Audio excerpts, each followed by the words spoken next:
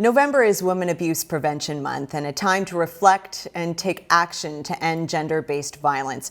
Joining me in the studio is Birchway Niagara's Director of Development and Stewardship, Amanda Braet. Amanda, thank you so much for joining us. Why don't you tell us about the 16 Days of Activism? Yeah, thank you so much for having me here.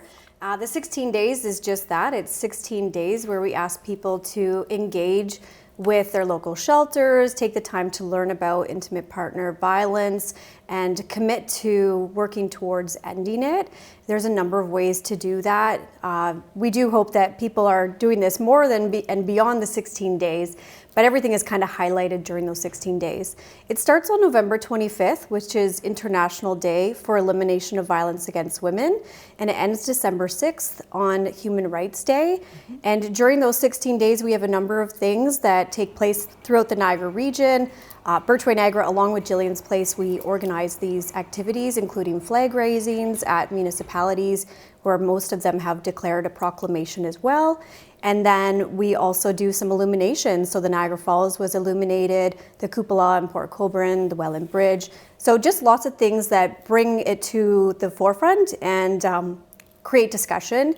Just like having me here today, this is an action. So thank you very much. Of course. So why don't we talk a bit about, too, you can join Canadian Federation of University of Women as they host their candlelight vigil as well. Yes, yeah. So they've been amazing. They actually organized a lot of the flag raisings, the proclamations, and they have additional events as well. So if anybody is interested, we do ask them to just visit birchway.ca to learn all the details with the locations and the times for that.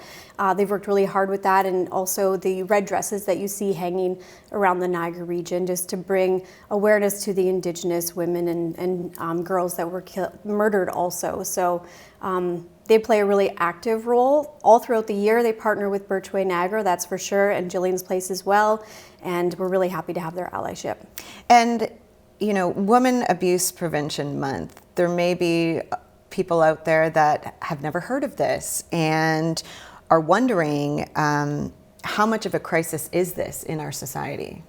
It's a global crisis, and some of the things that have been brought to the forefront is the fact that every 10 minutes a woman is murdered. We do know that it's a global stat that 1 in 3 women will experience some type of abuse in their lifetime, but when you hear a statistic that 1 in 10 will be murdered, it's frightening. It's not just, it just should not happen. And I think what's the most disheartening about it is it's unavoidable. It could be prevented. And when I went to the Niagara region flag raising, the police officer there shared that. So when we talk, we talk global scale, but let's talk about right here in Niagara. They said that they spend 14 hours a day on average dealing with domestic violence calls. That was mind-blowing. So they are our number one responders, of course, and I know that a lot of their budget, about 10%, goes towards domestic violence, but to hear that translated into the number of hours that they spend to deal with these domestic violence calls, it was just really eye-opening as well. But we, of course, see it in our shelter when we continue to be full, and the cases that come to us are more complex. It's an issue that we wish would go away, but unfortunately it's heightened, and it's been incredibly bad. So let's talk about the hashtag that you're using, hashtag thread of action. Tell us about that and the significance. So the thread of action, I mean, you think of sewing and such, and when you thread something beautifully comes together. And the symbolism also of the scarf and the wrapped in courage and how that's threaded also. A simple action is just simply wearing a purple scarf, which signifies that the courage of a woman alone is not enough, and that you stand by them. You stand by them from start to finish for their journey, because sometimes it's a long and difficult journey for them, but just knowing that they're not alone, it really is symbolic to them.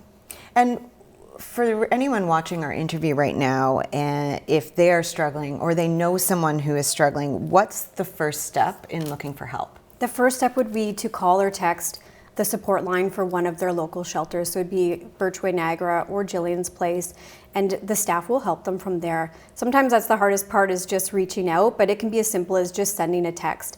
And I think it's important to note that you don't have to come and stay in shelter to receive these supports. So if you have a place to stay or a loved one you can stay with, you can still receive all of our services, including the counseling, the transitional housing, the legal advocacy. or our 24-hour support line. All of that is free and confidential, whether you live in shelter or not. So I encourage everybody to just take that first step by calling or texting to reach out. How would someone go about reaching out if they need help? The best way to start is by visiting our website, birchway.ca, or going to Jillian's place as well. Right there you can access the support lines, but also just learn about the services that are available that might be suitable for them. And I know something that we offer on our website as well is a virtual tour. Sometimes people are uncertain about what they may be entering if they were to decide to come into shelter, and that will give you a good indication of the nice, safe, secure, very warm and comfortable space that they could be residing in as they begin their journey upon healing and working towards a life free from abuse. Okay, well, thank you so much for joining us in studio today, Thank Amanda. you, my pleasure.